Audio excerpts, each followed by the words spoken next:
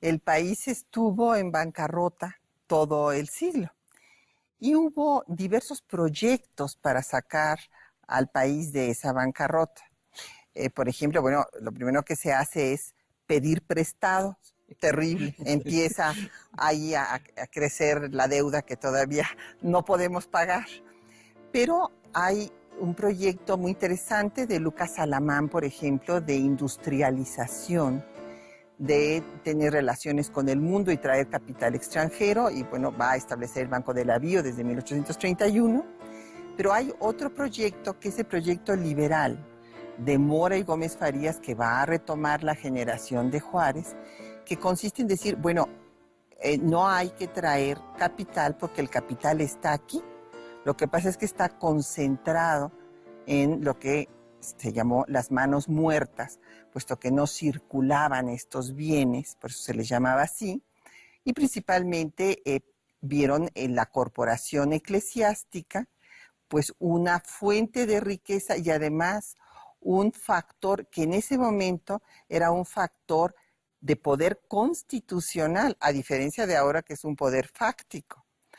Y digo esto porque las constituciones mexicanas, desde la de 14 hasta la Acta de Reforma de 47, establecieron un estado confesional. Sí.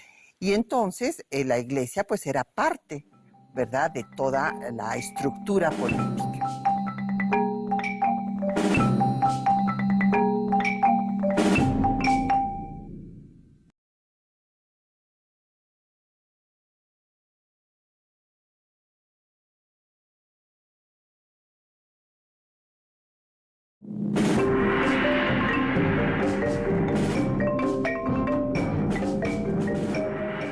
Y entonces la iglesia pues era parte, ¿verdad?, de toda la estructura política. Ya sabemos que en 33 no funcionó la desamortización de los bienes de la iglesia, que el proyecto era hacer a la iglesia parte del órgano del Estado, pero al servicio del Estado y teniendo sus bienes. Pero en el periodo de Juárez lo que se da es la definición de este proyecto liberal de nación, que topa con el proyecto conservador y que va a tener como el casus belli la participación o no participación de la iglesia en materia política. Y entonces viene pues la nacionalización de los bienes de la iglesia, que se da porque hay que recordar que don Pelagio Antonio Labastida y Dávalos, obispo de Puebla, pues armó al ejército de Antonio Aro y Tamariz para derrocar al gobierno. Y ahí se da por Ignacio Comonfort la primera nacionalización. Antonio, ya que nos metemos a esto de la iglesia, vamos a meternos también con la otra parte de las corporaciones. El México colonial era un México de corporaciones. La iglesia, la más importante, pero las comunidades indígenas, el ejército, son las otras corporaciones. ¿A qué te refiere Juárez en este tema de enfrentar a las corporaciones desde la óptica liberal? Mira, yo creo que hemos vivido o hemos desarrollado una serie de mitos, ¿no? Y creo que el primer mito que después que se desarrolla y que toman los intelectuales revolucionarios, ¿no? Postrevolucionarios, es la famosa ley del 25 de junio de 1856, ¿no? Básicamente, toda la historiografía ha considerado que esta ley llevó a, digamos, a la pauperización o a la pérdida de tierras por parte de los pueblos de indígenas, que obviamente tampoco son los mismos pueblos de indios del siglo XIX al periodo colonial. O sea, estamos hablando de estructuras agrarias totalmente diferentes. Sin embargo, digamos, hemos repetido mucho esta pauperización y pérdida de tierras de los pueblos indígenas a partir de la ley del 25 de junio, insisto, del 56. Sin embargo, lo que podemos ir percibiendo es que no fue así. O sea, finalmente... ¿Tú estarías en contra de la idea muy difundida de que el liberalismo les hizo perder sus tierras a los indios, a los pueblos de indios? Yo creo que muchas de las tierras ya las habían perdido, tanto en el periodo colonial como en una gran parte de la primera mitad del siglo XIX.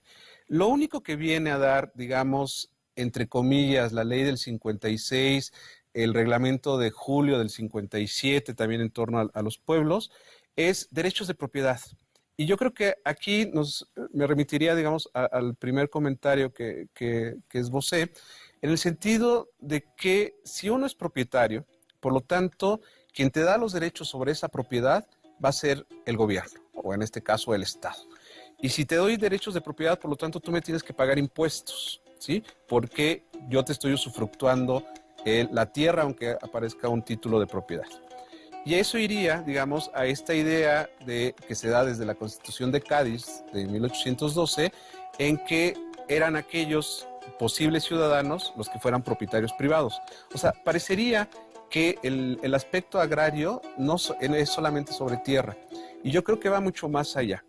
Y que finalmente los intelectuales posrevolucionarios y revolucionarios utilizan no solamente como justificación de la revolución y de lo que sucede en el Porfiriato, la ley del 56, sino también, digamos, la misma ley de 1863 que Juárez lanza, ¿no? Para que va creando las compañías deslindadoras. O sea, estos dos elementos, ¿no?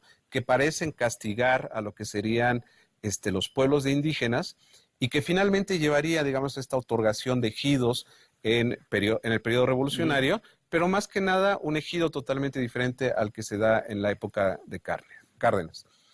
Ahora, este mito, como decía al principio, es un mito que se ha construido en la historiografía y que realmente lo hemos creído y lo seguimos, además, sabiendo que posiblemente estemos equivocados, lo seguimos repitiendo, ¿no?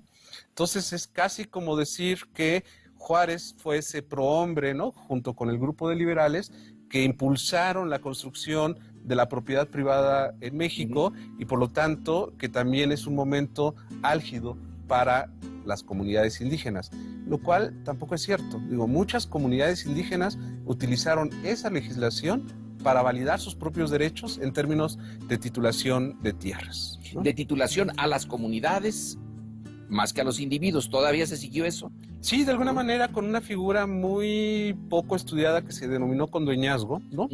Y que se fue conformando, digamos, en que era la entidad la propietaria de la tierra, ¿no? Aunque se reconocía como una especie de sociedad civil, ¿sí? Pero creo que hubo muchas alternativas, ¿no? O sea, no se perdió la tierra, ni tampoco las haciendas se abalanzaron en 1856 o 57 sobre la tierra de los pueblos indígenas. En muchos casos las haciendas se abalanzaron sobre otras tierras de indígenas, y lo que no hemos profundizado es cuál es el efecto, por ejemplo, de las leyes liberales en los propios propietarios privados. Paul, la figura de Juárez como el individuo que trasciende sus condiciones, y otros ven a Juárez como un indígena que dejó de ser indio y se convirtió en otra cosa. ¿Cuál es tu opinión respecto a estas, digamos, peculiaridades o contradicciones en la misma figura de Juárez? Bueno, por un lado es muy difícil acercarse a la figura de Juárez, ¿no? Porque son las figuras más enigmáticas, ¿no? Más famosas, pero las más enigmáticas de la historia de México, en cuestiones de datos personales, ¿no? Pero entonces aquí es muy importante el trasfondo de Oaxaca, ¿no? Obviamente en su formación, que viene de una parte de Oaxaca que es una zona donde hay mineros, hay minería, hay inversión de capitales. Entonces hay mucho mestizaje, ¿no? En esto. Y yo no voy a cuestionar los zapotecos de Juárez, pero hay gente que sí lo ha hecho, ¿no? ¿Qué tal si Juárez en realidad fue mestizo? Bueno, eso quizá es un poco provocativo, pero la idea es que sí es una zona de veras, es otro también es esquematizar, ¿no? Las etnias en México, que es una zona indígena, zonas que no son indígenas, etc. Entonces, es muy importante ver esto. Obviamente es un tipo muy inteligente, supera, ¿no? Sus orígenes muy humildes, ¿no? Y tiene muchas posibilidades. Es interesante también su infancia, ¿no? En el sentido, o su formación también.